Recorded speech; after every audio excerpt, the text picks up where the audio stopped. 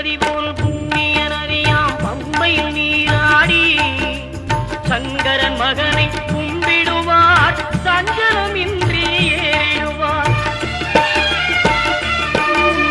நீலிமலை ஏற்றம் சிவபாலனும் ஏற்றிடுவார். காலமெல்லாம் நமக்கே அருள்காவலனாயிருப்பார். தேகபலம் தா பாதபலம் தா தேகபலம் தா பாதபலம் தா தேகபலம் தா என்றால் அவரும் தேக